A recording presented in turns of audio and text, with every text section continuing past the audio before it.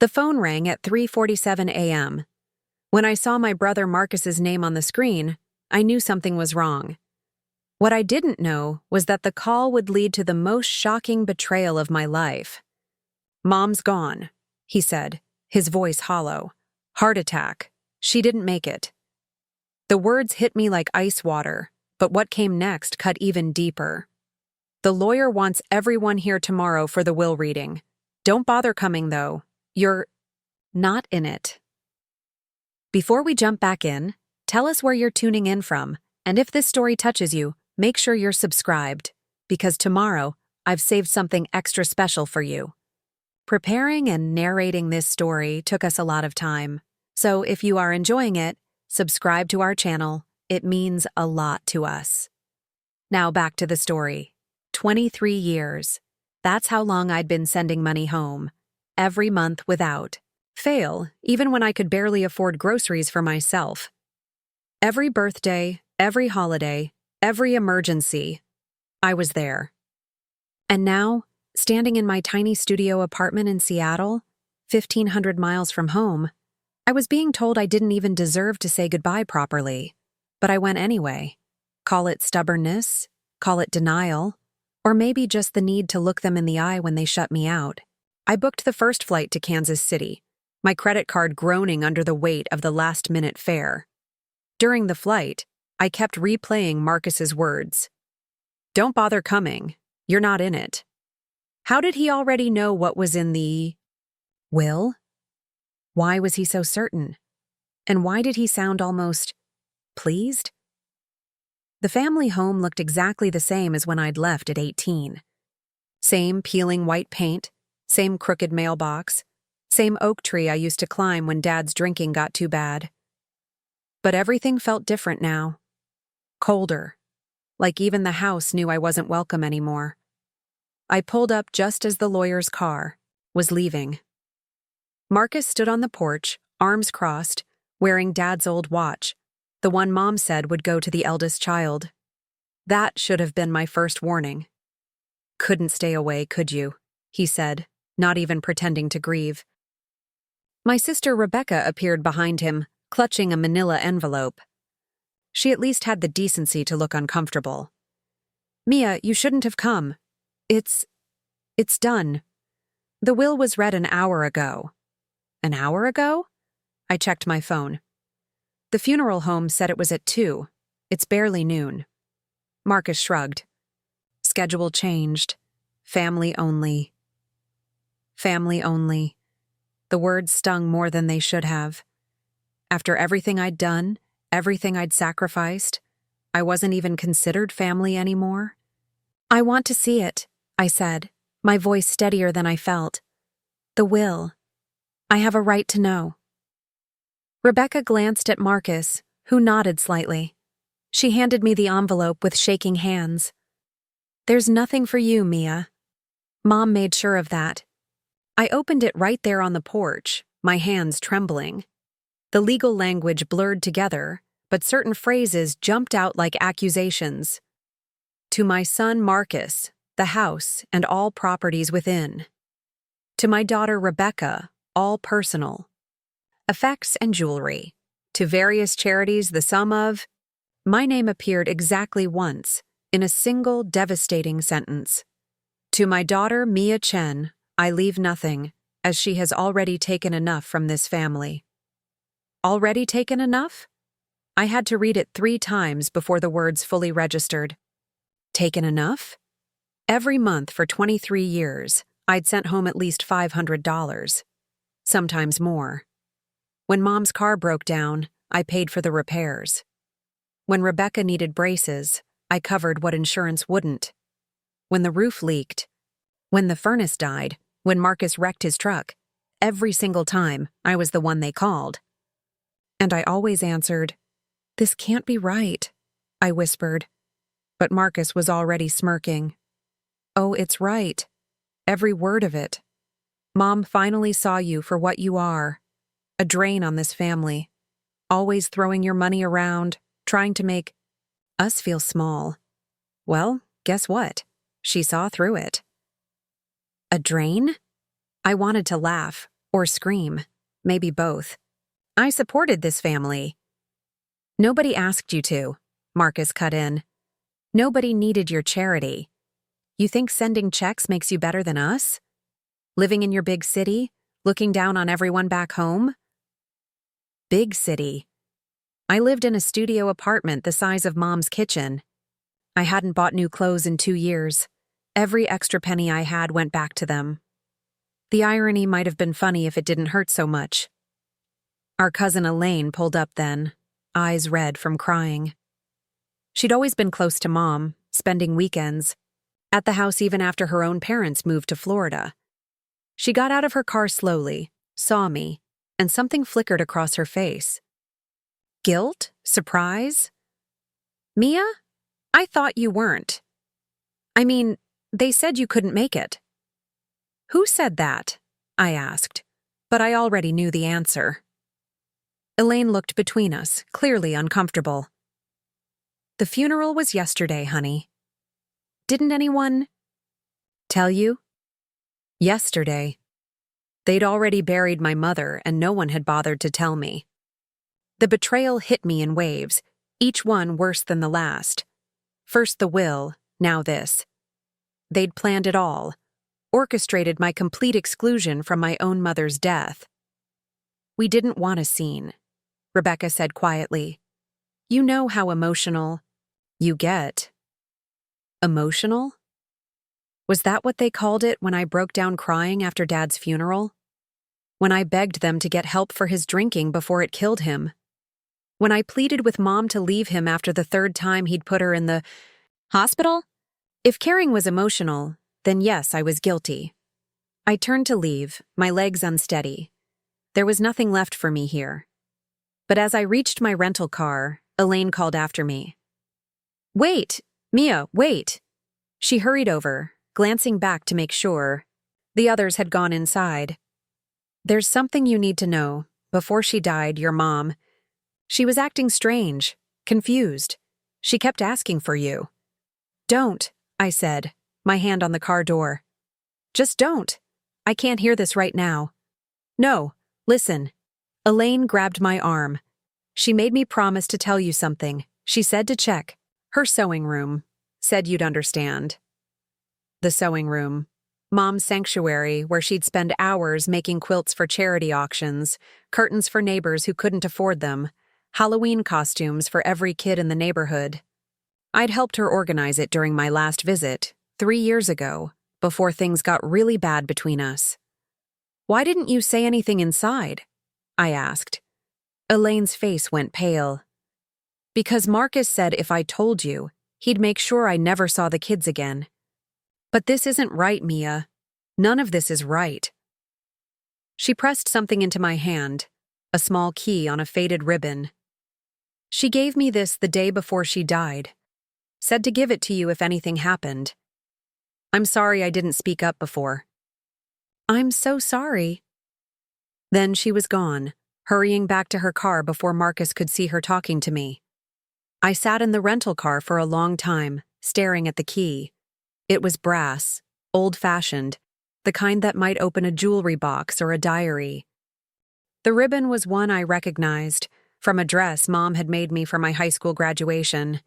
She'd saved it all these years.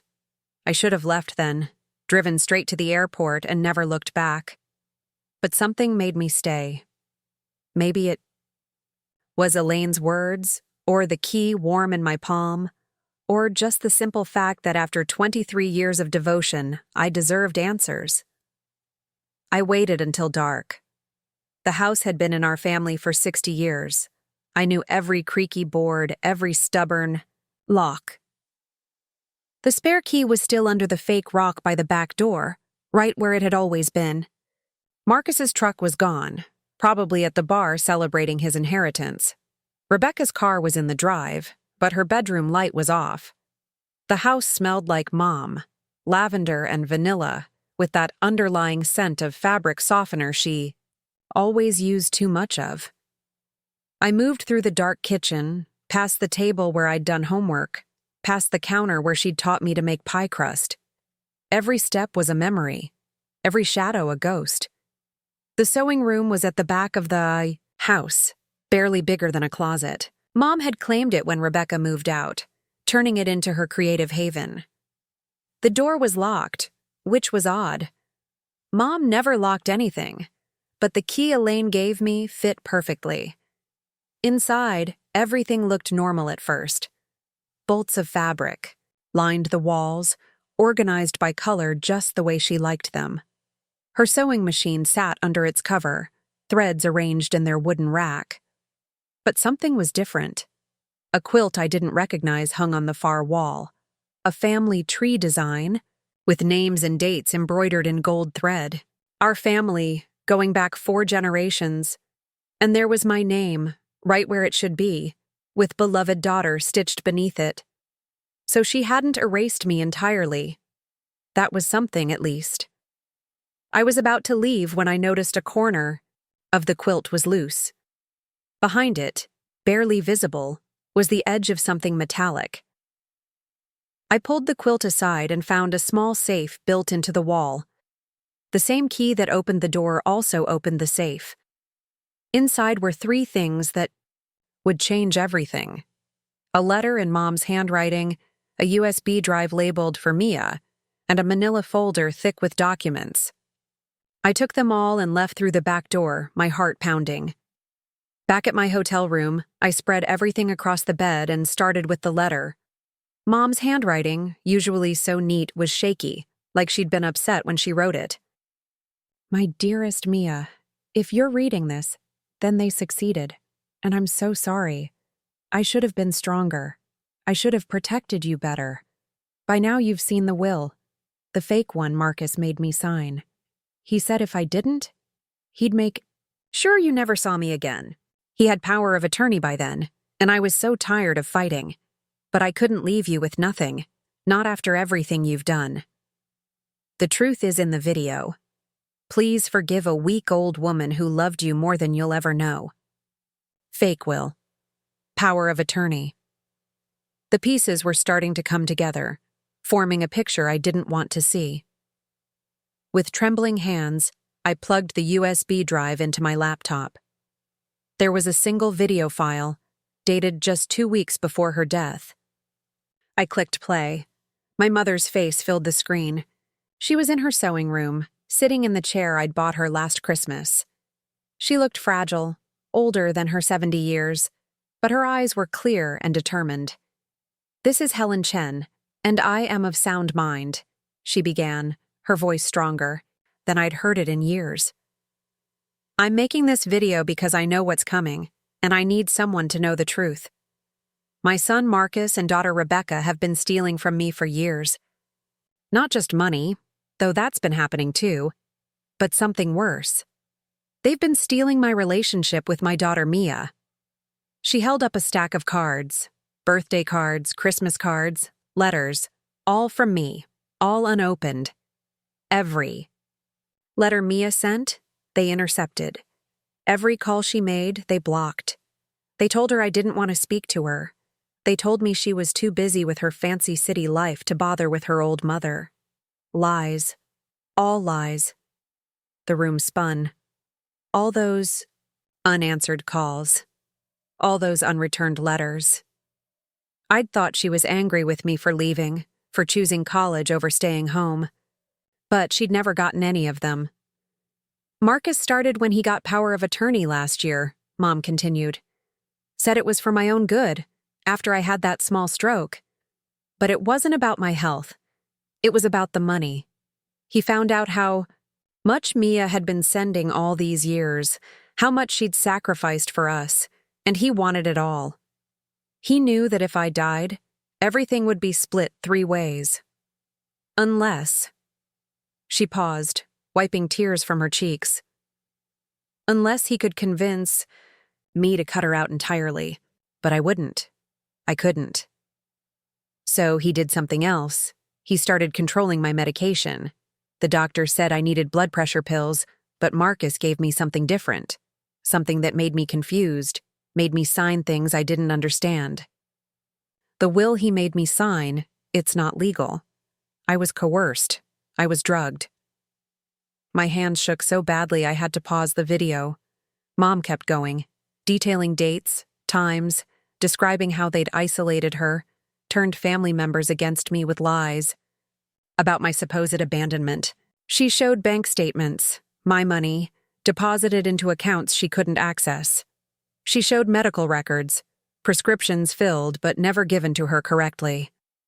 I tried to call Mia, she said, her voice breaking. The day I realized what was happening. But Marcus had already blocked her number. He said she'd changed it, that she didn't want to talk to us anymore. I believed him. God help me, I believed my own son's lies. Then came the part that shattered what was left of my heart. Mia, honey, if you're watching this, please know that I never stopped loving you. Every penny you sent, I saved in a separate account they don't know about. Every sacrifice you made, I documented. It's all in the wall safe. The real will is there too, the one I wrote before Marcus took control. You were never a burden. You were never too much. You were the best daughter a mother could ask for, and they stole my chance to tell you that. The video was almost over. But Mom had one more revelation. I want you to know that I'm not afraid anymore. I've made copies of everything. One set is with Father McKinnon at St. Mary's. He's old-fashioned, doesn't trust anyone from the family except you. Another is with my friend Dorothy Chen. She's kept it in her safety deposit box. The evidence is all there. The forged signatures, the medical records, the real will. Don't let them win, Mia. Don't let them erase what we had. The screen went dark, leaving me staring at my own reflection. I looked like her, I realized. Same eyes, same stubborn chin, same heart that loved too much and trusted too easily. I sat in that hotel room for hours, going through the documents. The real will was there, dated a full year before the fake one, properly witnessed and notarized. In it, she'd left the house to me, the only one who truly loved it, and split the rest of her assets equally among her children. There were bank statements showing years of my transfers, everyone annotated in her careful handwriting with what the money was for. Medical records showing prescription discrepancies. Even photos of the unopened letters they'd hidden from her.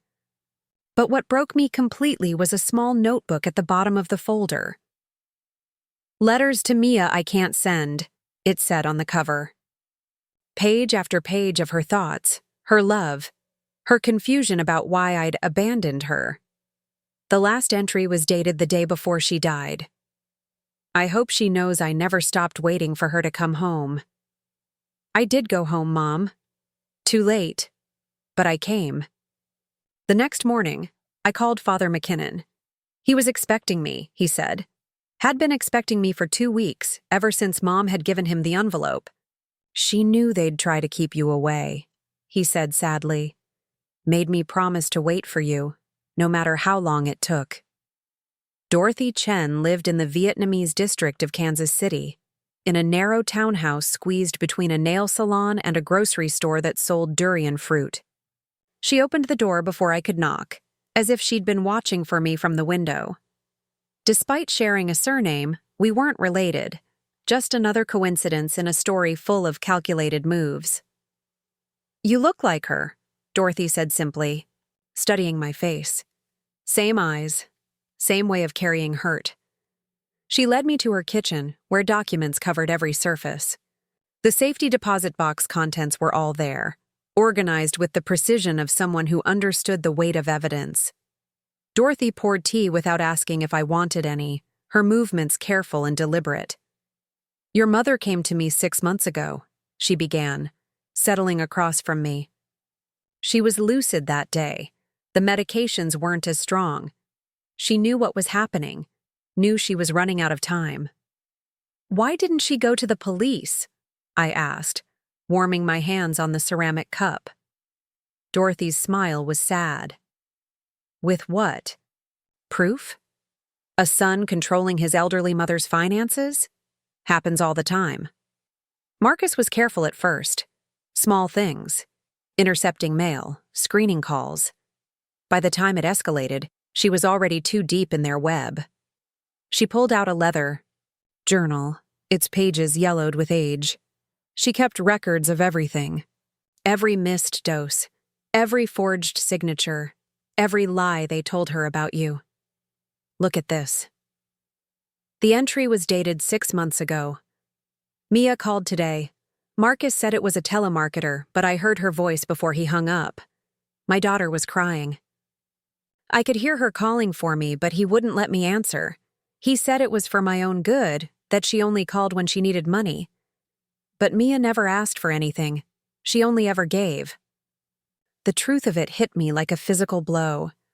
That call, I remembered it, Mom's birthday. I'd tried for hours to get through, left messages that were never returned. I'd assumed she was angry, that my leaving had finally become unforgivable. But she'd heard me. She'd wanted to answer. There's more, Dorothy said gently. She produced a small recorder, the kind journalists used to use. She made these when she could, when they left her alone. She wanted you to understand everything. Mom's voice filled the kitchen, shaky but determined. October 15th. Marcus came by with papers again. He said they were insurance forms, but I saw the letterhead, something about property transfer. When I refused to sign, he threatened to put me in a home. Said I was becoming a danger to myself. Rebecca just stood there, counting the cash from my wallet. My own children have become strangers. Another entry. November 3rd. I found the letters today, a whole box of them, hidden in Marcus's old room. 23 years of letters from Mia, all unopened. Christmas cards with photos of her life, birthday wishes. She never forgot, not once. And they kept them all from me. How many nights did I cry, thinking she'd abandoned me? How many times did I defend them when family asked about her? God forgive me, I chose the wrong children to trust. Dorothy switched off the recorder. She made copies of everything. Bank records showing how they siphoned your money into their accounts. Medical files proving they tampered with her prescriptions. Even recordings of them discussing how to keep you away. Your mother was smarter than they gave her credit for. She handed me a thick envelope. The legal team she hired, quietly, without them knowing. They've been waiting for you. Your mother paid them in advance, said to proceed only when you came forward. She knew you would come. She never doubted it. I spent that afternoon in St. Mary's, where Father McKinnon showed me security footage from the church's cameras. Mom had been coming here regularly, always alone, always when Marcus was at work. The timestamp on one video showed her arriving at 5 a.m., sitting in the empty church for hours. She prayed for you, Father McKinnon said quietly. Every single day. Lit candles, said rosaries. She told me once that her greatest sin was letting them convince her you didn't care. Her greatest fear was dying before she could make it right. He pulled out a lockbox from his desk. She left this here the week before she passed, made me swear on the Bible I'd give it only to you. Inside were photographs spanning decades, me as a baby in her arms. My first day of school, high school graduation, college acceptance letter. Every milestone they'd tried to erase, she'd secretly preserved. At the bottom was a USB drive labeled Family Videos. Back at the hotel, I plugged it in with trembling hands. The first video showed Christmas morning, 15 years ago. I was home from college, helping Mom cook breakfast. We were laughing about something, I couldn't remember what, but the joy on her face was unmistakable. The camera shook, slightly.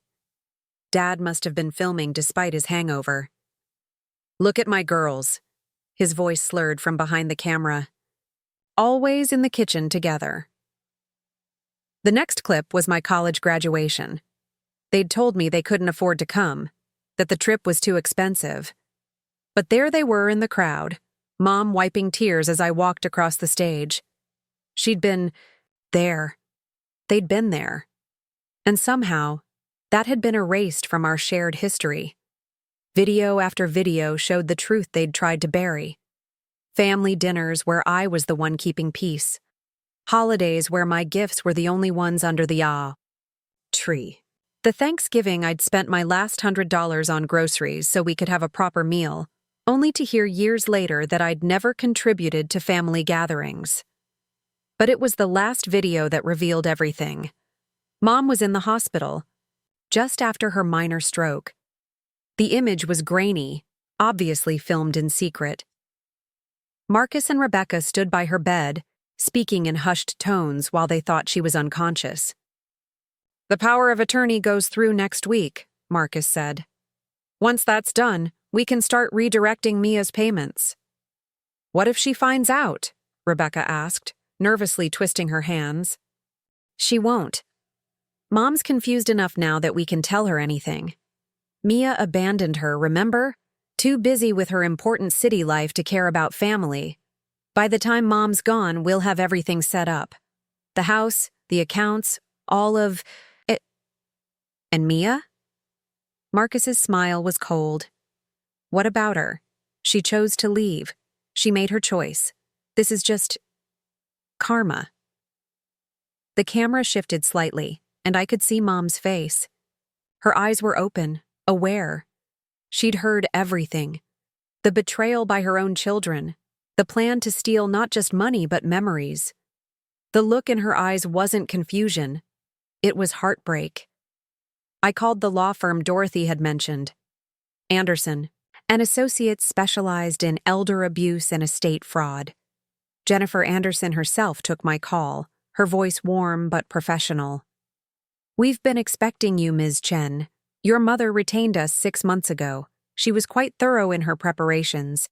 Can you come in tomorrow?" The office was downtown, all glass and steel efficiency. Jennifer Anderson looked like someone who didn't lose cases. Sharp suit, sharper mind, eyes that missed nothing. Her associates had already reviewed everything, she said. The evidence was overwhelming. "Your mother documented everything meticulously," she explained, spreading files across the conference table. "Financial records showing systematic theft, medical records proving medication tampering, video evidence of coercion. This isn't just about a will, Ms. Chen. This is criminal." She pulled up bank statements on her laptop. "Over the past year alone, your siblings redirected over $60,000 of your money into their personal accounts. They used your mother's confusion to gain access, then kept her isolated to prevent discovery. The fake will was just the final step." "What about the house?" I asked, though it hardly seemed to matter anymore. "Legally still in your mother's estate. The property transfer your brother attempted was invalid. She wasn't competent to sign, and we can prove it. The original will stands. You inherit the house and 1/3 of all other assets as she intended." But I wasn't thinking about inheritance anymore. I was thinking about all those stolen years, all those moments we'd never get back. The birthday calls that never connected. The Christmas mornings I'd spent alone, thinking she didn't want me there. The letters full of love that she'd never seen. "There's something else," Jennifer said carefully. "Your mother left a sealed letter with us. She said to give it to you only after you'd seen all the evidence." The envelope was small, my name written in her careful script. Inside was a single page, dated just days before her death. "My darling Mia, by now you know the truth. You know what they did, what I let them do. I could blame the medication, the confusion, the fear. But the truth is harder. I was a coward. I was afraid of being alone, afraid of losing the children who stayed, even as they destroyed my relationship with the one who truly loved me. You asked once why I stayed with your father through all his drinking, all his anger. I told you it was love, but that was a lie. It was fear. Fear of being alone, of admitting failure, of starting over. That same fear let Marcus and Rebecca convince me you didn't care. It was easier to believe their lies than face the truth, that I'd chosen wrong. But you, my brave girl, you were never afraid. You left to build something better. You loved from a distance when being close hurt too much. You gave everything and asked for nothing. You were the daughter I prayed for and the woman I wished I could be. The evidence is all there now. Do what you think is right. But know this. Whether you fight or forgive, whether you claim what's yours or walk away, you have already won. You kept your heart pure. You loved without conditions. You became everything I dreamed for you, despite everything we put you through. I used to make quilts for strangers, curtains for neighbors, gifts for everyone but you. Now I leave you the only thing that matters, the truth. You were loved. You were wanted. You were never too much or not enough. You were perfect, exactly as you were. All my love, Mom. The letter blurred as tears fell. Jennifer pushed a box of tissues across the table, her professional composure softening. "What do you want to do?" she asked gently. I thought about Marcus and Rebecca, probably celebrating their victory. The house they'd stolen, the money they'd hoarded, the relationship they'd destroyed. Part of me wanted to crush them, to see them face justice for every lie, every stolen moment. But another part of me heard Mom's voice. "Do what you think is right. File the criminal charges," I said finally. "Not for the money or the house, for her. They stole her last year's, her chance to make things right. Someone needs to answer for that." Jennifer nodded. "We'll start with elder abuse and fraud. The evidence is compelling. They'll likely face jail time." As I left the office, my phone rang. Rebecca's number. I almost didn't answer, but curiosity won. "Mia?" Her voice was panicked. "There are police here. They're asking about Mom, about her medication. What did you do?" "I found the video," I said simply. Silence. Then, "What video?" "The one where Mom explained everything, the real will, the stolen letters, the tampered medication, all of it." Her breath hitched. "Mia, we can explain—" "No," I cut her off. "You can't. For 23 years, I sent money home. For 23 years, I loved from a distance because being close hurt too much.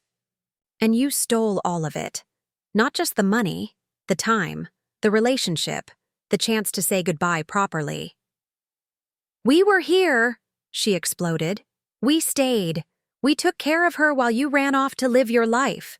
You don't understand what it was like." "I understand that you had choices," I said quietly. "You chose to lie, to steal, to destroy the one thing she wanted most, her relationship with me. You had her every day, and you used that time to poison her against me." Marcus's voice came on, angry and defensive. "You think you're some kind of hero? Sending money doesn't make you a good daughter. Being here does. Dealing with her confusion, her needs. Her confusion that you caused?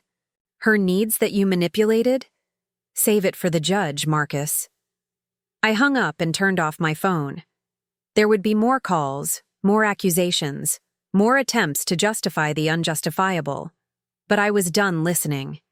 The next weeks moved in a blur of legal proceedings. The criminal investigation revealed more than even I had expected. Marcus had been drugging Mom for almost a year, carefully increasing doses to create confusion while maintaining the appearance of caring for her. Rebecca had been cashing checks meant for Mom's care, spending the money on herself while telling everyone I'd cut off support. The prosecutor showed me text messages between them, planning each move. "Make sure she's extra confused for the lawyer visit. Tell everyone Mia hasn't called in months. If anyone asks, we tried to include her, but she refused." The family was split. Some relatives, shocked by the evidence, reached out with apologies. They'd believed the lies, assumed I'd abandoned Mom. Others, particularly Marcus's wife and Rebecca's husband, accused me of manufacturing evidence, of trying to steal an inheritance I didn't deserve. Aunt Patricia called one evening, her voice heavy with regret. "We should have known. At every family gathering, They painted you as ungrateful, selfish. But Helen never said a word against you. Even when she seemed confused, if someone mentioned your name, she'd light up. We should have paid attention. The trial date was set, for 6 months out. In the meantime, I had decisions to make. The house sat empty now, Marcus forbidden from entering as part of his bail conditions.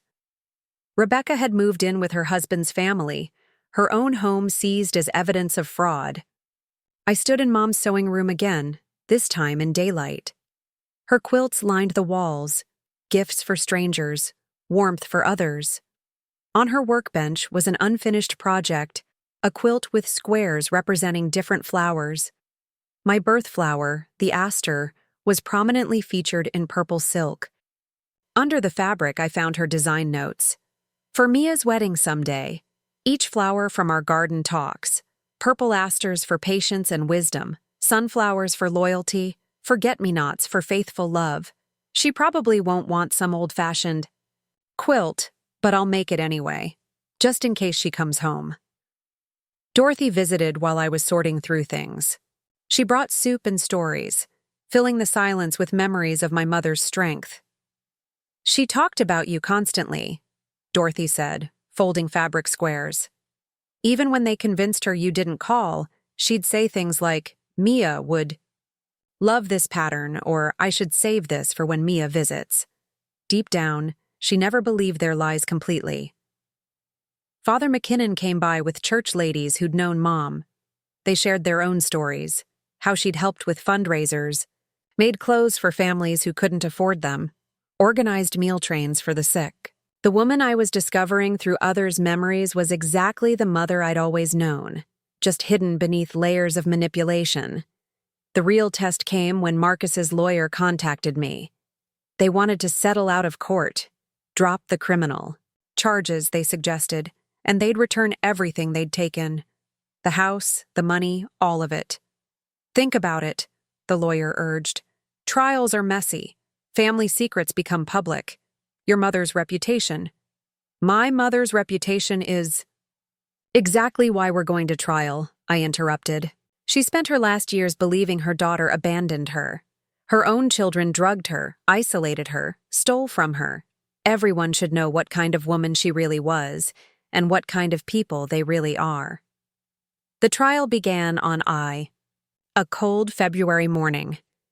I sat behind the prosecutor, wearing Mom's favorite necklace, one Rebecca hadn't managed to steal. Across the aisle, Marcus and Rebecca sat with their lawyers, their faces carefully arranged in masks of innocence. The evidence was presented methodically: financial records, medical testimonies, video depositions from nurses who'd noticed odd behavior. Each piece built the case that Dorothy, Father McKinnon, and Mom herself had carefully constructed. But it was Mom's video that silenced the courtroom. Seeing her on the screen, frail but determined, explaining how her own children had systematically destroyed her life, even the judge looked affected.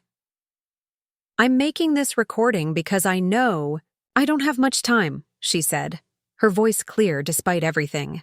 My children, Marcus and Rebecca, have been stealing from their sister Mia for years. But worse than the money, they stole my chance to tell her I love her. They stole 23 years of conversations, of visits, of memories we should have made. The prosecutor presented the unopened letters next. 23 years of birthday cards, Christmas wishes, photos of my life, all hidden in a box in Marcus's closet. The jury passed them around, some wiping eyes as they read my increasingly desperate attempts to stay connected. Rebecca broke first. Under cross-examination, she admitted to taking money, but insisted it was family money that I owed for leaving. When pressed about the letters, she claimed they were protecting Mom from my guilt trips about needing help. Marcus maintained his innocence longer, insisting he was caring for a confused elderly woman. But when the prosecutor played the hospital recording, him planning the theft while Mom lay supposedly unconscious, his lawyer requested a recess. They returned with plea deals. Both would plead guilty to elder abuse and fraud in exchange. for reduced sentences. The stolen money would be returned. The house would revert to the original will. Justice, of a sort. But as I sat in that courtroom, I realized justice wasn't what I'd really wanted. I wanted my mother back. I wanted the conversations we'd never had, the visits they'd prevented, the letters she'd never read. I wanted her to know, really know, that I'd never stopped loving her. The judge asked if I wanted to make a victim impact statement. I stood slowly, my prepared notes forgotten. My mother died believing I abandoned her, I began, my voice stronger than I'd expected. For 23 years, I sent money, letters, love across the miles, and none of it reached her. Not because of distance or circumstance, but because the two people she trusted most made sure it didn't. I looked at my siblings, really looked at them for the first time since this began. They seemed smaller somehow, diminished by their own choices. You had everything I wanted, daily access to her, conversations I would have treasured, time I would have killed for, and you used it to destroy us both. You turned her love into a weapon, her trust into a tool. For what? Money? A house?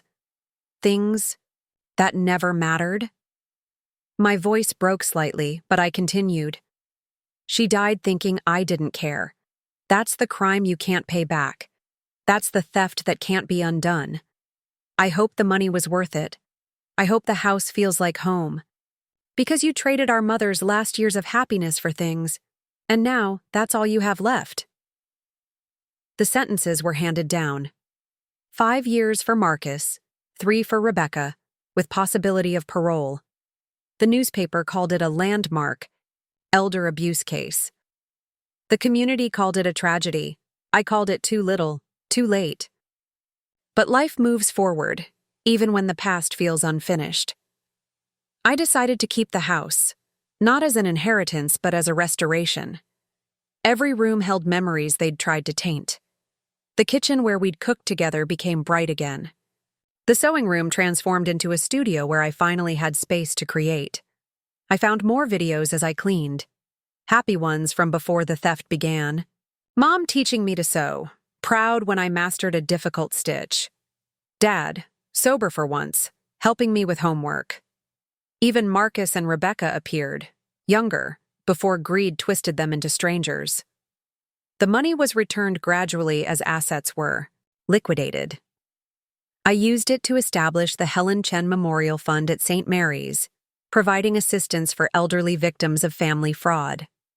Father McKinnon helped identify those who needed help, while Dorothy became an advocate for others trapped in similar situations. I returned to Seattle eventually, but visited monthly. The house became a gathering place for Mom's real friends, the ones who'd tried to help when they sensed something wrong. We'd work on quilts together, sharing stories, keeping her memory alive in the way she would have wanted. One afternoon, while organizing her fabric collection, I found a final gift. Hidden in a bolt of purple silk was an envelope marked, "For Mia's wedding." Inside were sketches for a dress, elaborate and beautiful, with notes in her careful handwriting. "I know you'll probably want something modern," she'd written, "but I designed this anyway, just in case I'm there to see it." She wasn't there for my wedding 2 years later, but her dress was. I had it made from her sketches, every detail perfect. Dorothy walked me down the aisle, wearing Mom's pearls. Father McKinnon officiated. The church was full of people who'd learned the truth, who'd apologized for believing lies, who'd promised to be better at seeing what was real. My husband, James, had heard the whole story before we'd even had our first date.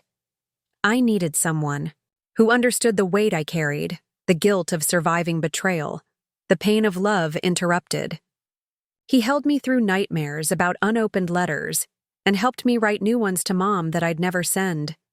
We planted sunflowers in her memory, filled window boxes with forget-me-nots, created the garden she'd always dreamed of. The quilting circle met monthly in her sewing room, teaching young mothers the stitches she'd perfected, passing on the patience she'd embodied. Marcus served 3 years before parole. He never apologized, never admitted real wrong.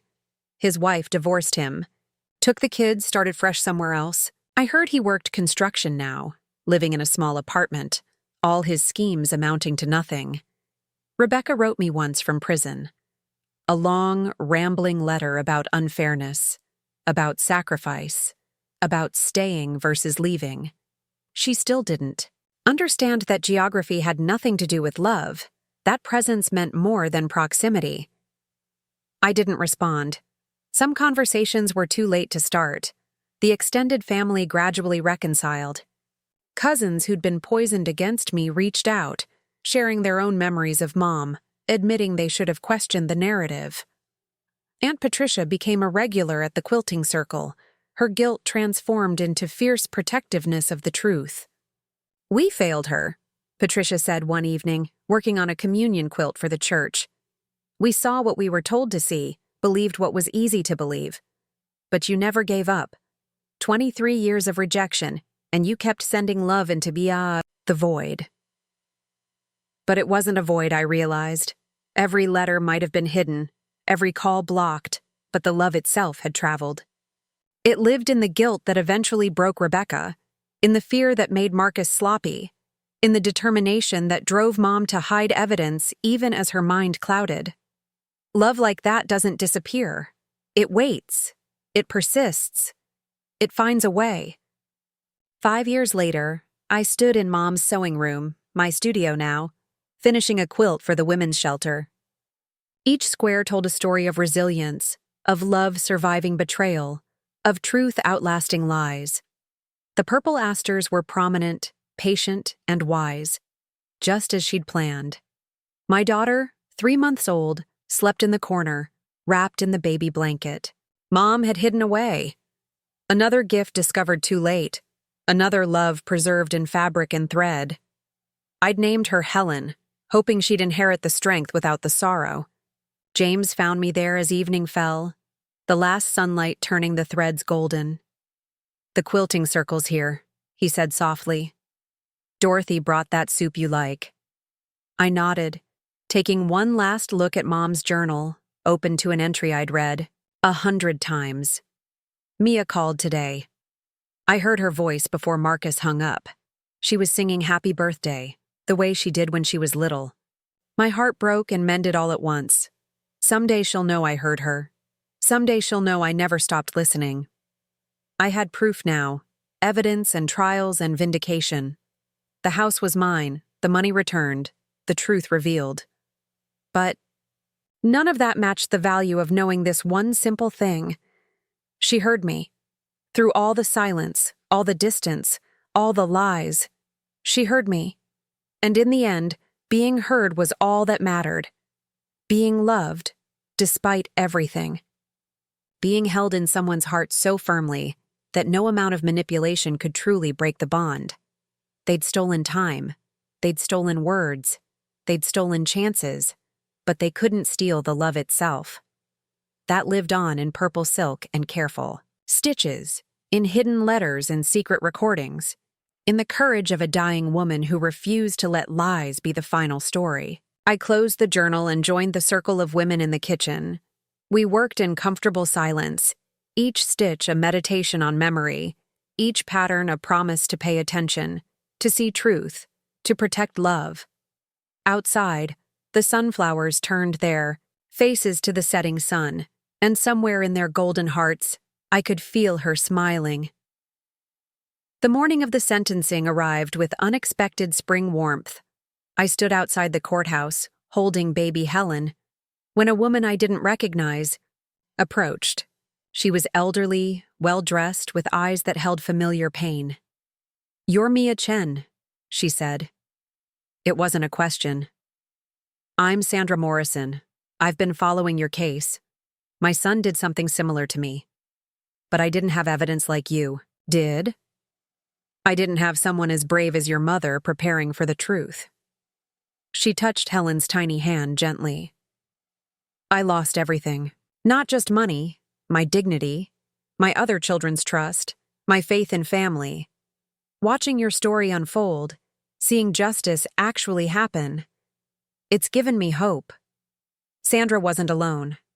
As media coverage of the trial spread, letters had poured in from across the country. Adult children cut off from parents, elderly people isolated by greedy relatives, families torn apart by lies and manipulation.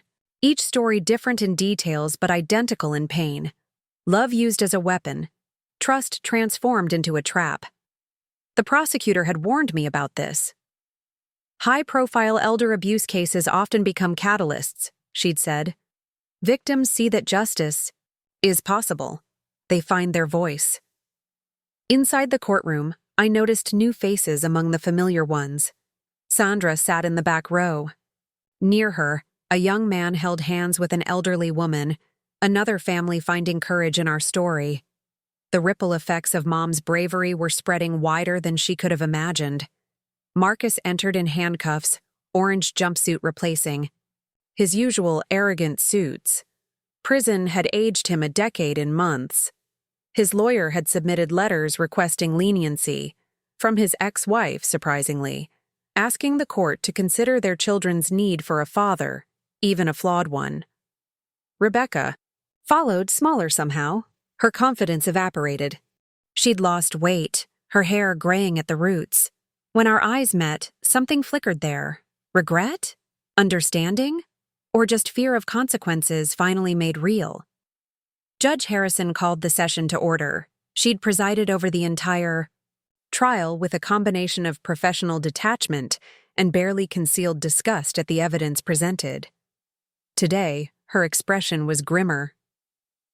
Before we proceed with sentencing, she began, I want to address something.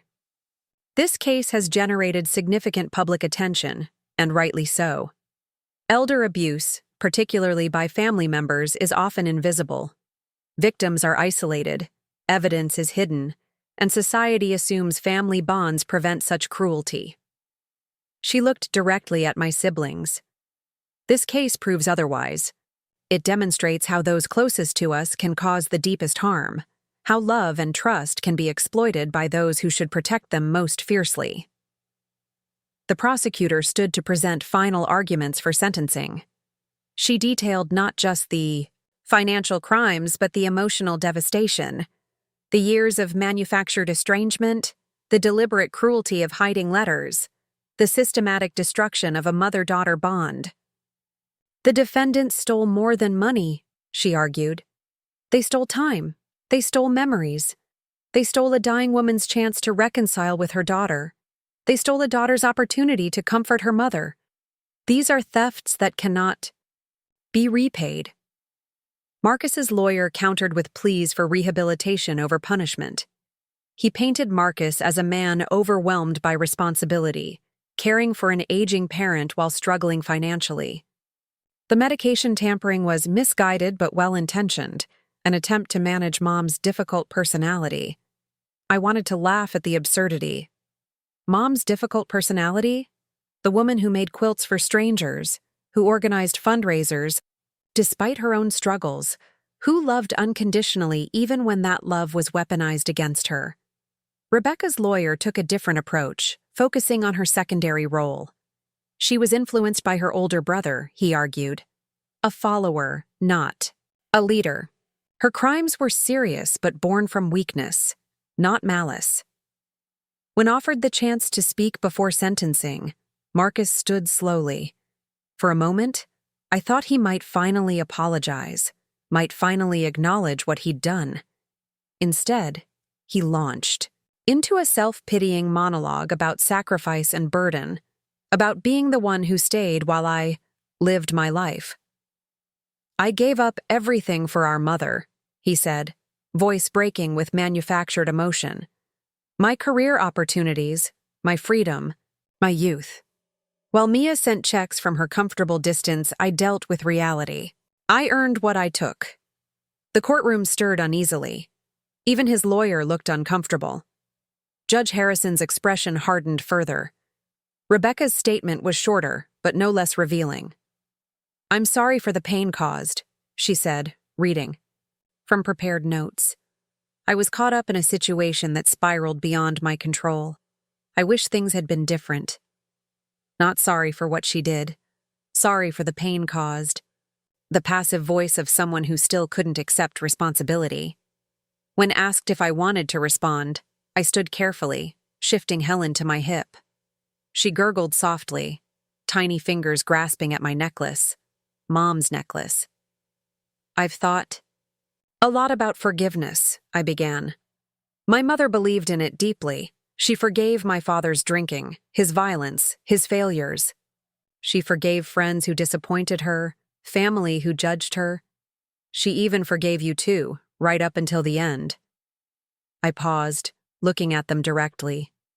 But forgiveness isn't absolution. It doesn't erase consequences, and it doesn't require forgetting. I forgive you for what you've taken from me, but I'll never forget what you stole from her. The sentences were delivered with careful legal language, but the meaning was clear. Marcus received 7 years, Rebecca 4. Both would serve minimum, mandatory time. Both would pay restitution. Both would carry felony records that would follow them forever. As they were led away, Marcus turned back once. Our eyes met across the courtroom, and for the first time since this began, I saw something real there. Not remorse exactly, but recognition. He finally understood what he'd lost, what he'd traded for money and control. Rebecca didn't look back. Outside, Sandra Morrison waited with a small group. They introduced themselves, other children who'd been cut off, other parents who'd been isolated. They were forming a support group, they said. Would I consider speaking at their first meeting? Your mother's story is giving people courage, Sandra explained. The way she prepared, the evidence she gathered, it's becoming a template for others. We're calling it the Helen Chen Protocol.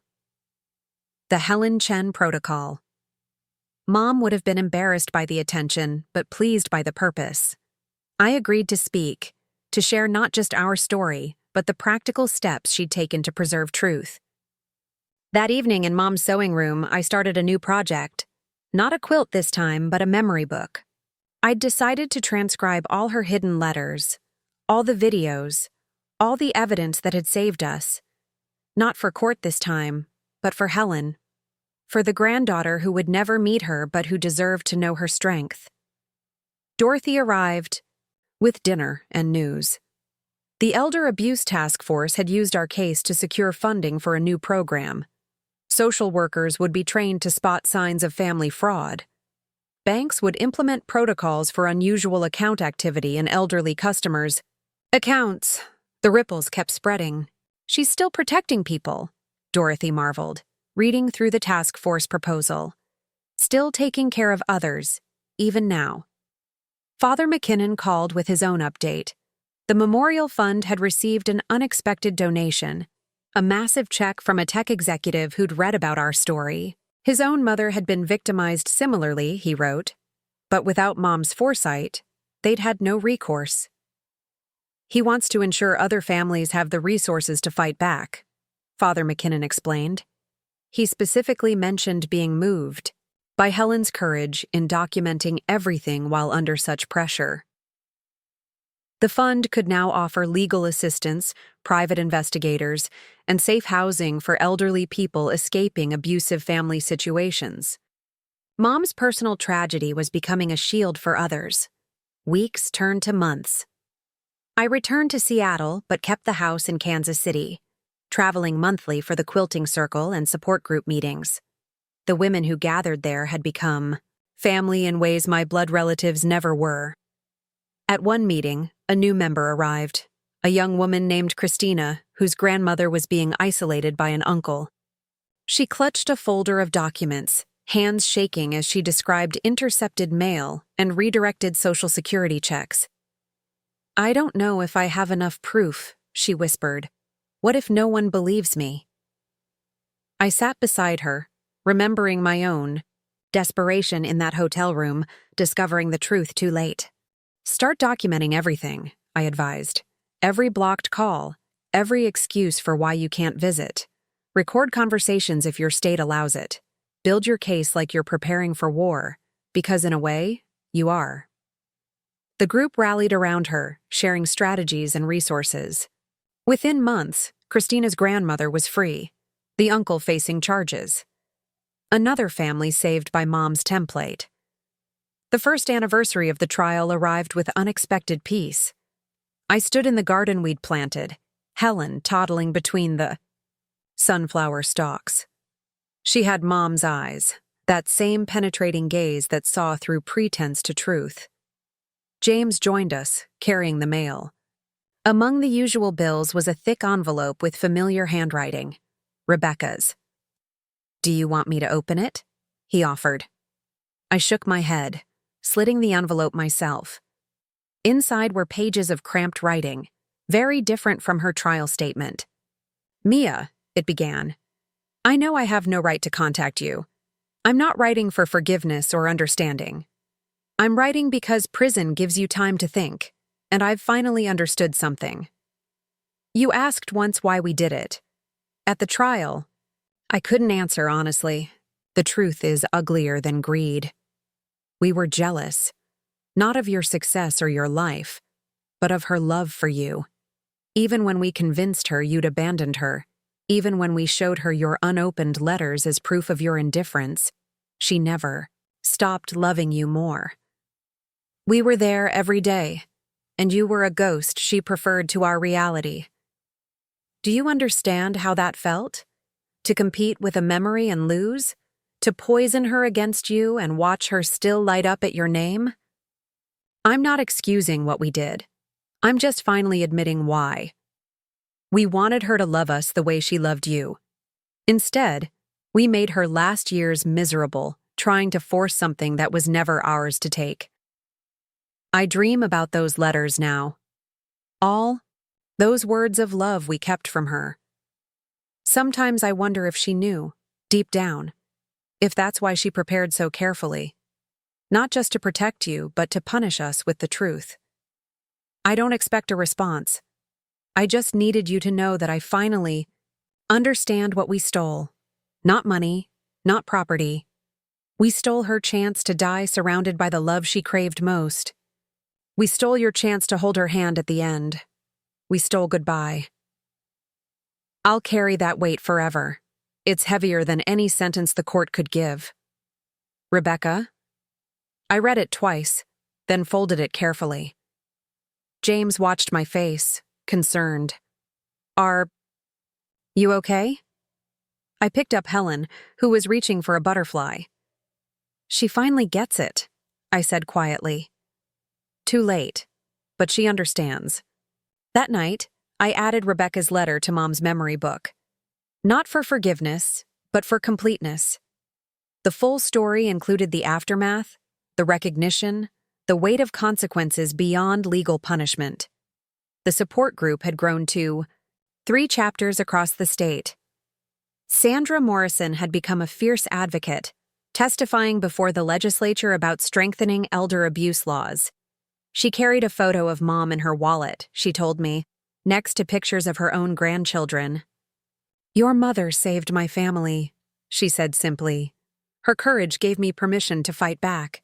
The Helen Chen protocol had evolved into a comprehensive guide. Document everything. Create redundancies.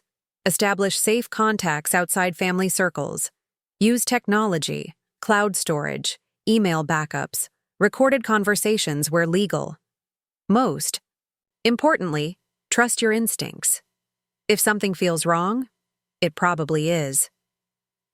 I received a call one evening from an unexpected source, the nursing home where Mom had briefly stayed after her stroke. The director wanted to discuss implementing new policies based on our case. We failed your mother, she admitted candidly. We saw the signs but didn't probe deeper. Her son was so attentive, so concerned. We never questioned why her daughter never visited. They'd instituted mandatory private sessions with residents now, opportunities to speak without family present. They'd trained staff to recognize signs of family manipulation. They'd created protocols for when residents' stories didn't match their family's narratives. Another ripple. Another protection born from pain. The second anniversary brought unexpected visitors. Marcus's children, my nephew and niece, stood at my door with their mother. They were teenagers now, old enough to understand what their father had done. "They wanted to meet you," their mother explained nervously. "They've been reading about the case, asking questions. I thought it was important they know the truth about family. We spent the afternoon in Mom's garden. The kids were quiet at first, then full of questions. Did I hate their dad? Would I ever forgive him? Did Grandma really love me more?" "Love isn't pie," I told them, remembering something Mom used to say. "Giving more to one person doesn't mean less for others. Your grandmother had infinite love. The tragedy wasn't that she loved differently. It was that someone convinced her love was finite." They left with photos of Mom I'd copied for them, pictures from before the poison spread. Their father's crimes weren't their burden to carry, but understanding family history might help them choose better. That evening, I found a video I'd overlooked before. Mom in her sewing room, talking to the camera like she was talking to me. "I've been thinking about forgiveness," she said, echo of my own courtroom words. "Your father used to say I forgave too easily, that I let people hurt me over and over. Maybe he was right. But I've realized something. Forgiveness isn't for them. It's for us. It's choosing to set down the weight of anger so we can carry love instead." She held up a quilt square, purple asters carefully embroidered. "I'm making this for you, baby girl. For when you get married, have children, build the life I know you will. And if I'm not there to give it to you, know this. I forgave them all. Marcus, Rebecca, your father. Not because they deserved it, but because you deserve a mother who died at peace." The video ended with her smile, that soft expression I'd almost forgotten. Forgiveness. The word sat differently now. Not absolution, not forgetting, but release. Mom had found it even in her darkest moments. Could I? The next quilting circle focused on a special project, a memory quilt for the women's shelter. Each square would tell a story of survival, resilience, renewal. We worked in companionable silence, broken only by shared memories and gentle laughter. "Your mother would be so proud," Dorothy said, examining my careful stitches. "Not just of the justice, but of what you've built from the ashes." I thought about that often. What we'd built from the ashes. The support groups helping families recognize abuse. The legal precedents making it easier to prosecute elder fraud. The protocols keeping others safe. The fund providing resources for victims. The garden growing where pain once lived. Mom had left more than evidence. She'd left a blueprint for transformation. A year later, Marcus was released early for good behavior. He didn't contact me, but I heard through family channels that he'd moved to a small town in Nebraska, working construction, living quietly. The man who'd craved control and money now had neither, building other people's dreams with calloused hands. Rebecca served her full sentence, using the time to complete a degree in social work. Her letter had been the beginning of a journey I couldn't map but hoped led to redemption. People could change, Mom always said. Sometimes they just needed to lose everything first. The quilting circle evolved into something bigger, a foundation bearing Mom's name. We offered workshops on recognizing elder abuse, support groups for families healing from betrayal, legal resources for victims. Corporate sponsors emerged, drawn by our story and mission. At the foundation launch, Sandra Morrison spoke first. "Helen Chen saved lives she never met," she said. "Her daughter Mia ensured that salvation reached us. Today we formalize what they started, a network of protection born from one woman's courage and another's determination." The room was full of survivors, advocates, and allies. In the front row sat Christina with her grandmother, both wearing purple aster pins we'd adopted as our symbol. Father McKinnon offered a blessing. Dorothy led a moment of silence. Then I spoke, holding 2-year-old Helen, pregnant with our second child. My mother died believing I'd abandoned her. For months, that knowledge nearly destroyed me. But I've learned something important. Truth has its own timeline. It doesn't always arrive when we need it, but it arrives when it must. She prepared for truth's emergence with the dedication of someone who understood its power. Every document she hid, every video she recorded, every letter she preserved was an act of faith. Faith that someday truth would matter. Faith that love would outlast lies. Today we honor that faith by extending it to others. The Helen Chen Foundation isn't just about exposing abuse or securing justice. It's about believing victims, protecting the vulnerable, and ensuring that no one dies believing they were unloved when they were actually deeply cherished. The applause was warm but unnecessary. The real applause was in the faces of families, reunited, elderly people protected, children who understood that DNA didn't determine devotion. Later, as we cleaned up, I found myself in Mom's sewing room one final time. Tomorrow, we'd start renovating it into the foundation's first official office. The quilts would remain, but the space would serve a new purpose. I traced the pattern. On her last quilt, the one meant for my wedding that she'd never see. Purple asters for wisdom, sunflowers for loyalty, forget-me-nots for remembrance. The stitches were perfect, each one placed with love and intention. "We did it, Mom," I whispered to the empty room. "We told the truth. We protected others. We chose love over bitterness, just like you taught me." A butterfly landed on the window, unusual for the season. It paused, wings catching the light, then flew away. Signs and symbols, Mom always said. Messages from beyond. Helen toddled in, drawn by the colors and textures. She reached for the quilt with chubby fingers, babbling in her secret language. I lifted her up, letting her touch the soft fabric. "That's your grandmother's love," I told her. "Preserved in thread and time. Someday you'll understand how powerful that is. How love survives everything. Distance, lies, even death. How truth waits patiently for its moment. How courage can echo across generations." She patted the quilt, gently, as if she already understood. Outside, the garden bloomed with impossible abundance. Sunflowers reached toward the sky. Forget-me-nots carpeted the borders. Purple asters swayed in the breeze.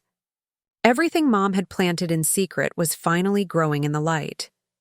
The future stretched ahead, bright with possibility. There would be more trials, more families to help, more truth to uncover. The work Mom started would continue through the foundation, through the protocols, through every person who learned to document love and protect truth. But for now, in the quiet of her sewing room, surrounded by evidence of her endless creativity and care, I simply held her granddaughter and felt grateful. For the mother I'd had, for the truth she'd preserved, for the love that survived every attempt to destroy it. The video had changed everything, but really, love had changed everything. Love that wrote letters for 23 years.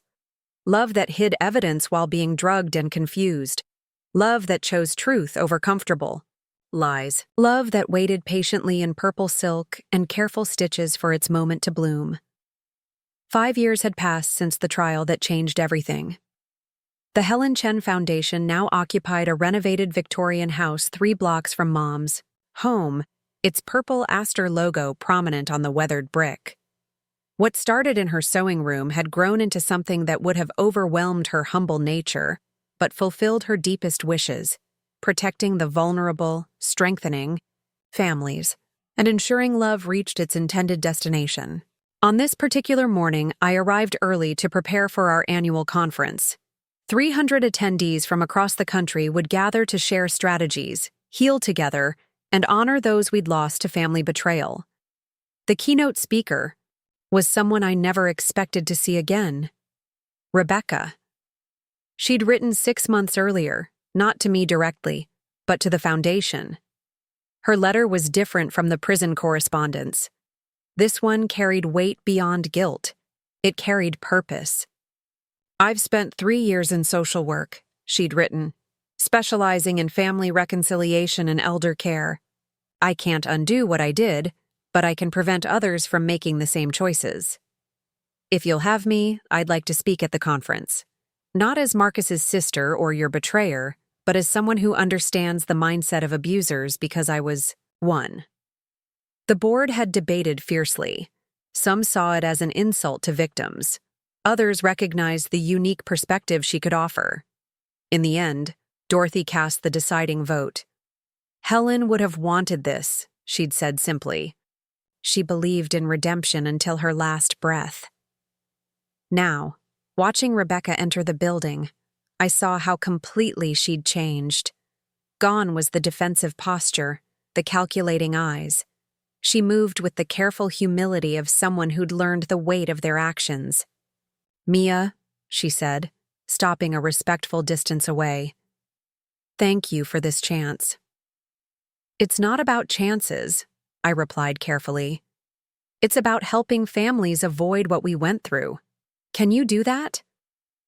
She nodded, clutching a folder of notes. "I've counseled 12 families through similar situations. 3 were able to reconcile before it was too late. The others, at least they got truth." The conference opened with Sandra Morrison, now the Foundation's board chair, sharing updates on the Helen Chen Protocol. It had been officially adopted by 16 states, with federal legislation pending. Banks, nursing homes, and social services had integrated our documentation guidelines. The ripples had become waves. "Last year alone," Sandra announced, "our protocols helped identify and prevent over 200 cases of elder financial abuse.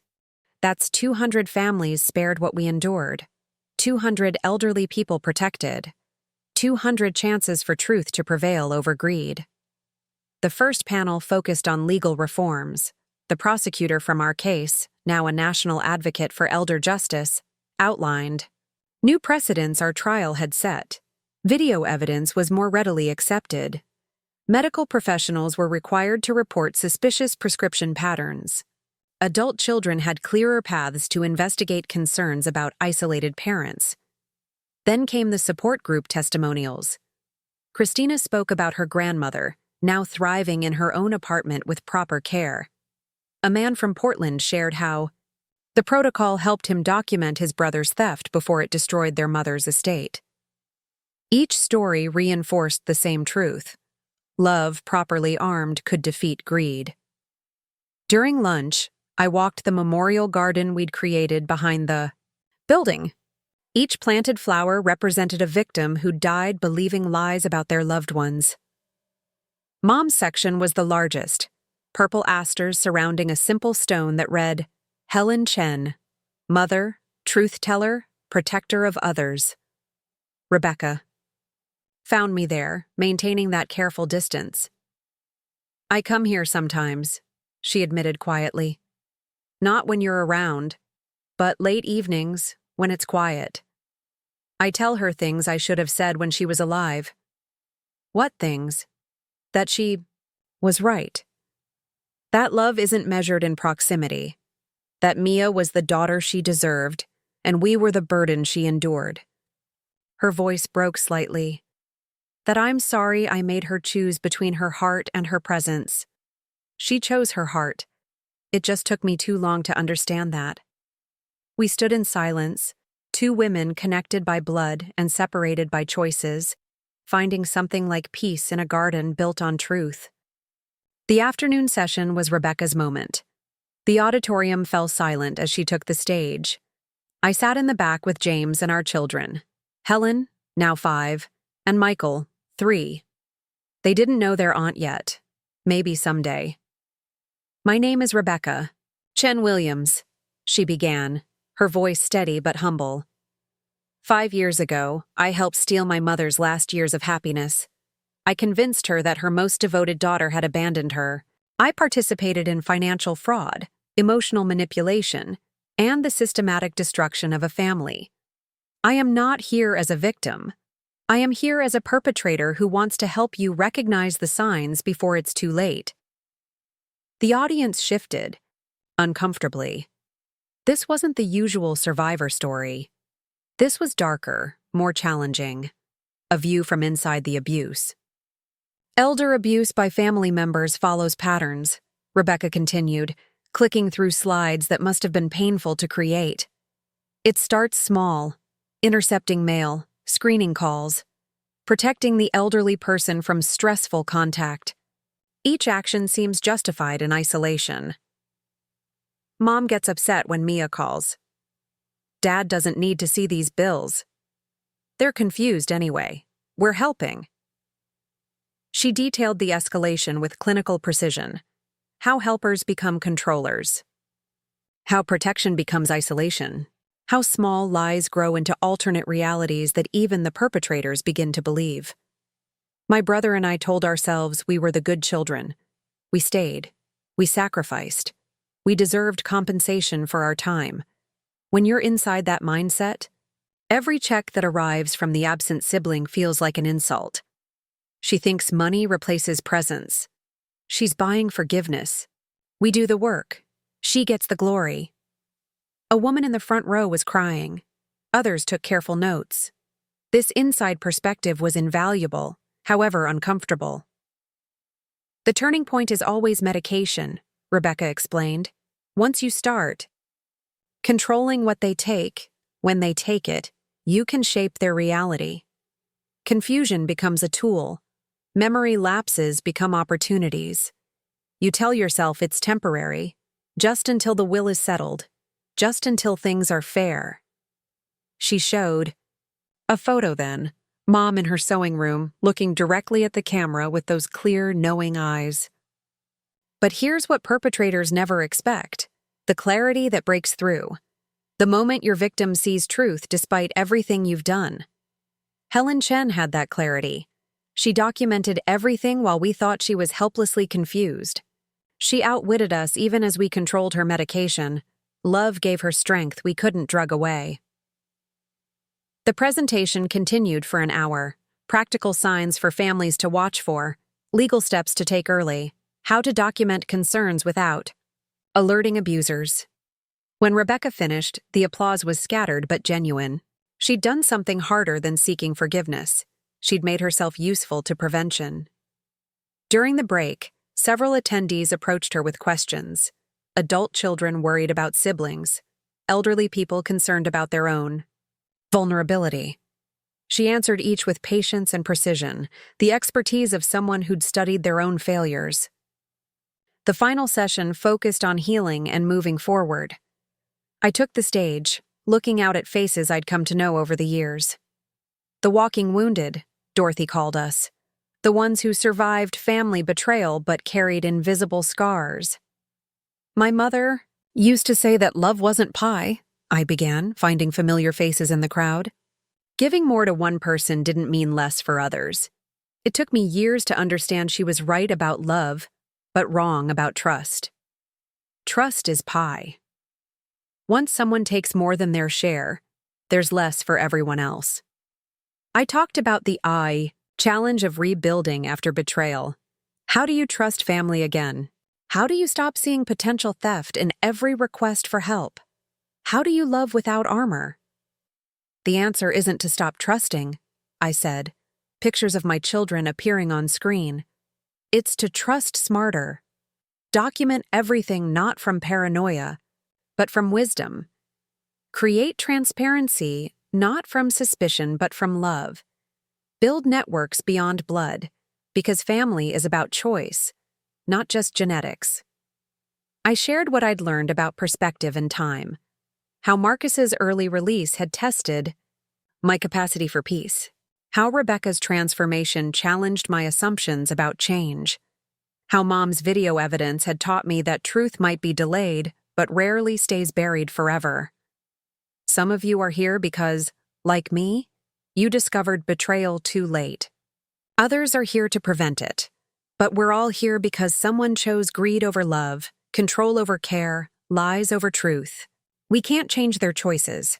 We can only choose our response. The screen showed the Foundation's work over 5 years. Families reunited through our mediation program. Elderly people living safely thanks to our protocols. Children who learned healthy boundaries through our education initiatives. Helen Chen died thinking I'd abandoned her. That lie nearly destroyed me. But the truth she preserved has saved hundreds of others. Every family protected, every elder person heard, every truth documented is her legacy. Not the money they stole or the house they wanted, but this: love armed with wisdom, protecting others from the pain we endured. The conference ended with our traditional candle ceremony. Each attendee lit a candle for someone affected by family betrayal. The room glowed with tiny flames, each representing a story of loss and hope. Rebecca stood near the back, her candle trembling slightly. As people filed out, she approached slowly. "Mia, I need to tell you something. Marcus contacted me last week. He's sick, cancer. He wants to see you." The words hung between us like a test. 5 years of peace, of building something meaningful from our wreckage, and now this. "What kind of cancer?" "Pancreatic, stage 4. The doctors say months, maybe weeks." I thought of Mom's infinite forgiveness, of Dad's deathbed regrets, of cycles that repeat until someone chooses differently. "I'll think about it," I said finally. That night, in Mom's house where we still lived, I found James in the sewing room turned office. He was reading applications for our scholarship program, funding for social work students specializing in elder care. "Rebecca told me about Marcus," he said without looking up. "What are you thinking?" "I'm thinking about patterns, about how Mom forgave Dad completely and he died without changing, about how she prepared for Marcus's betrayal because she recognized the pattern from her marriage, about how I have to decide what pattern I want to create." Helen wandered in, clutching the purple aster quilt that had become her security blanket. She climbed into my lap, instinctively offering comfort. "Mommy sad?" "Mommy's thinking, sweetheart. About choices and chances and what Grandma Helen would do." "Grandma Helen nice," she said with certainty about a woman she'd never met but knew through stories. "She make quilts for people." Yes, she did. She made quilts for strangers while her own children plotted against her. She gave endlessly, loved completely, forgave constantly. But she also documented everything, protected truth, ensured justice. Balance, that's what I'd learned. Love without naivety, forgiveness without enabling, strength without bitterness. I called Rebecca the next morning. "Set up the meeting. Neutral location. You'll be there too." Marcus had chosen a coffee shop downtown, public but quiet. When I arrived, I barely recognized him. The cancer had stripped away everything. The swagger, the bulk, the arrogance. He looked like Dad in those final days, hollow and haunted. "Mia," he said, voice raspy. "Thank you for coming." I sat across from him, Rebecca beside me like a bridge between past and present. The silence stretched until he finally spoke. "I've had time to think. Too much time. About what I stole. Not the money. That never mattered as much as I pretended. But time. Her last years, your chance to say goodbye. The relationship you should have had." His hands shook around his coffee cup. "I told myself stories to justify it. That you chose career over family. That we deserved compensation for staying. That Mom loved you more and it wasn't fair. Stupid, petty stories that I made true by believing them." "Why now?" I asked. "Why not 5 years ago? 10 years ago? When it could have mattered?" Because I was healthy then, strong. Sure, I was right. Disease strips that away. Leaves you with just truth. And the truth is, I destroyed our family because I couldn't stand that you were her heart while I was just her obligation. He pulled out an envelope, hands trembling. It's not much, my savings. I want it to go to the foundation. And this, another envelope, this one unmarked. Letters. To Mom. Things I should have said. I know she's gone, but maybe you could read them to her, wherever she is. I took both envelopes without opening them. This wasn't the dramatic reconciliation movies promised. It was smaller, sadder. Two siblings finally seeing each other clearly across a gulf too wide to bridge completely. I won't ask for forgiveness, he continued. I don't deserve it. But I need you to know. She talked about you constantly. Even when we convinced her you didn't care, she'd see something and say, Mia would love this.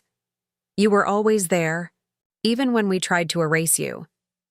We parted without embracing, without promises of future contact. But something had shifted. The anger I'd carried had transformed into something else. Not forgiveness exactly, but release. He would die carrying his choices. I would live carrying mine. Mom's lessons echoed. Love fiercely. Document everything. Trust carefully. Forgive eventually. The scholarship recipients were announced the following month. 20 students would receive full funding for social work degrees with a focus on elder care and family dynamics. Each would spend time at the foundation, learning the protocols, understanding the patterns, preparing to protect others. One recipient stood out, Marcus's daughter, my niece. She'd applied without telling anyone, her essay brutal in its honesty, about growing up with a father who'd betrayed his own mother. She wanted to understand, to prevent, to heal. The board had selected her unanimously, not knowing our connection. At the award ceremony, she sought me out. Aunt Mia, I know we don't really know each other, but I wanted to thank you, not just for the scholarship, but for showing that families can create something good from something terrible. We talked. For an hour. She had Mom's eyes, that same penetrating gaze that saw through pretense. Maybe patterns could change. Maybe each generation got a chance to choose differently. Marcus died 6 weeks later. Rebecca called with the news. The funeral was small, his ex-wife, his children, a few co-workers. I didn't attend, but I sent flowers. Purple asters because Mom would have wanted that. Forgiveness without presence, love without proximity. That night, I sat in the garden with his letters to Mom. One by one, I read them aloud to the flowers, to the sky, to wherever she might be listening. Mom, I'm sorry I made you choose between us. Mom, I see now that love multiplies. It doesn't divide. Mom, Mia was the daughter you deserved. I was the son you endured. Mom, I wish I'd understood that her money was love, not competition. Mom, thank you for preparing the truth. Even though it destroyed me, it saved us all. The last letter was different, addressed to me. Mia, take care of my children. Teach them what I couldn't. That family is about building up, not tearing down. That love crosses any distance. That truth matters more than comfort. That their grandmother was right about everything, and I was too proud to see it.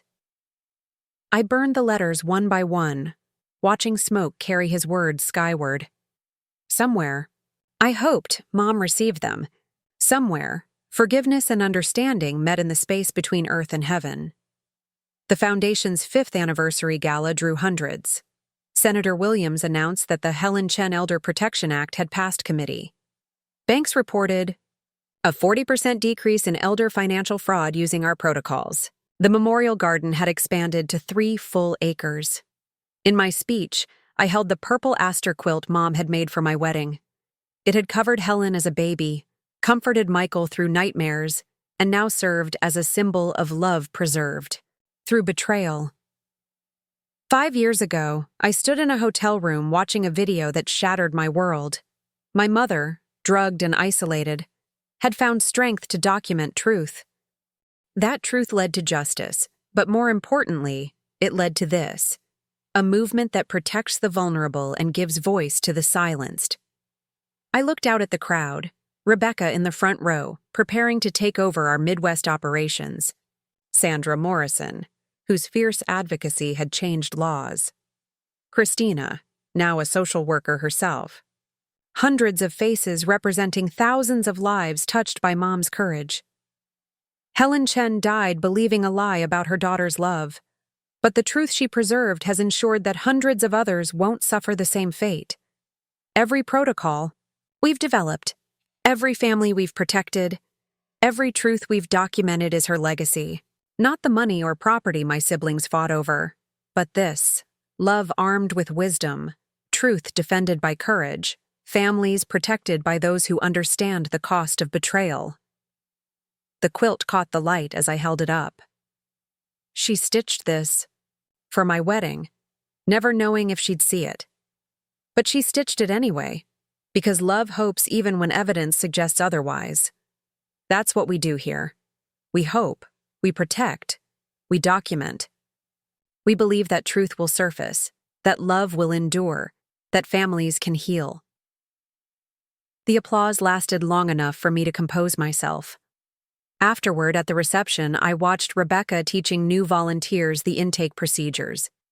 She'd become our most effective counselor, her insights into perpetrator psychology invaluable for intervention.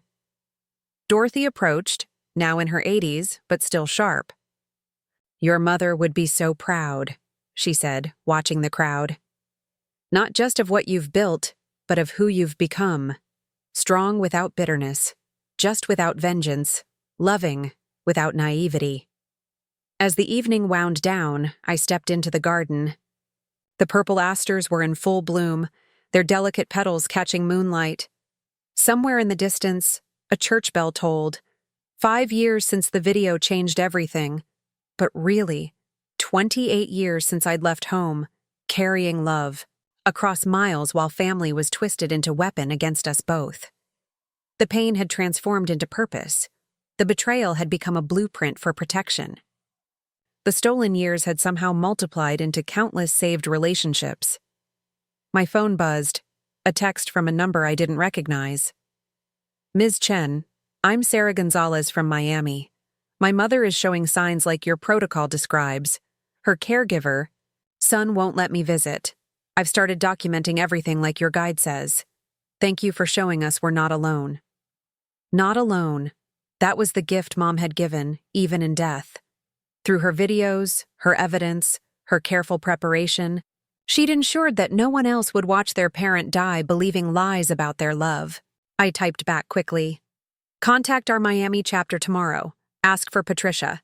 She'll guide you through next steps. Document everything. Trust your instincts. Love finds a way." Love finds a way. Mom had proven that. Even drugged, isolated, and manipulated, she'd found a way to preserve truth.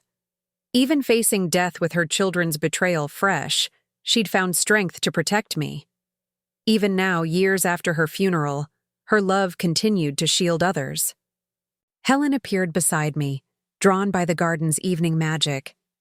She touched a purple aster gently, the way I'd taught her. "Pretty flowers, Mommy, like in Grandma's quilt." "Yes, sweetheart, exactly like Grandma's quilt." She planted them to remind us that some things bloom even after the hardest seasons. Some love survives even the worst betrayal. Some truth emerges even from the deepest burial. We stood together, 3 generations connected by thread and flower, by video and valor, by love that refused to be silenced. Somewhere, Mom was watching. Somewhere, she knew that her preparation had worked, that her love had triumphed, that her truth had set hundreds free. The stars appeared one by one, like candles in a darkened room. Each one a story, a life, a chance for love to defeat greed. The work would continue tomorrow. More families to protect, more truth to document, more healing to facilitate. But tonight, in a garden built on honesty, surrounded by purple asters that bloomed despite everything, I simply stood with my daughter and felt grateful. For the mother who'd loved me completely. For the evidence she'd preserved desperately. For the movement she'd inspired unknowingly. For the truth that set us all free, eventually. Always, eventually. Love finds a way. Up next, you've got 2 more standout stories right on your screen. If this one hit the mark, you won't want to pass these up. Just click and check them out. And don't forget to subscribe and turn on the notification bell so you don't miss any upload from us.